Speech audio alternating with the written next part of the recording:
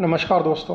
मुंशी प्रेमचंद का वरदान उपन्यास पढ़ रहा था और पढ़ते पढ़ते मैंने मुंशी प्रेमचंद की कलम का जादू देखा, जो मैं चाहता हूँ सबको देखना चाहिए, सबको सुनना चाहिए। इसमें एक वाकया मैं बैकग्राउंड आपको देता हूँ। पत्नी काफ़ी टाइम से बेड रिडन है, बिस्तर पर है, क्योंकि उसे क्षय रोग, जिसे टीबी कहते हैं, हो गया है और उसकी तबीयत दिन ब दिन बिगड़ती जा रही है। और 3 दिन से उसकी तबीयत बहुत ज़्यादा थी, लेकिन ये चौथे दिन का वाकया दिखा रहे हैं।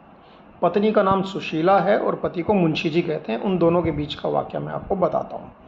देखिए, भारतीय संस्कृति को कैसे अपने शब्दों में गूंथा है और जादू दिखाया है। चौथे दिन सुशीला की दशा संभल गई। मुंशी जी को विश्वास हो गया, बस यह अंतिम समय है। दीपक बुझने से पहले भभक उठता है। प्रातःकाल जब मुंह धोकर वह घर में आए तो सुशीला ने संकेत द्वारा उन्हें अपने पास बुलाया और कहा, मुझे अपने हाथ से थोड़ा पानी पिला दो। आज वह सचेत थी, इससे पहले वो किसी को पहचान नहीं रही थी।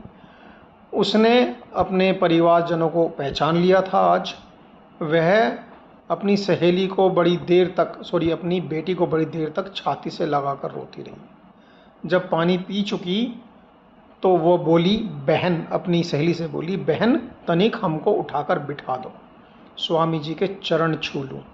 एक मरती हुई पतिव्रता नारी की मनोदशा। बहन तनिक हमको उठाकर बिठा दो, स्वामी जी के चरण छू लूँ, फिर न जाने कब इन चरणों के दर्शन होंगे। सुवामा ने रोते हुए अपने हाथों से सहारा दिया, मतलब उसकी सहेली ने, और उसे तनिक उठा दिया।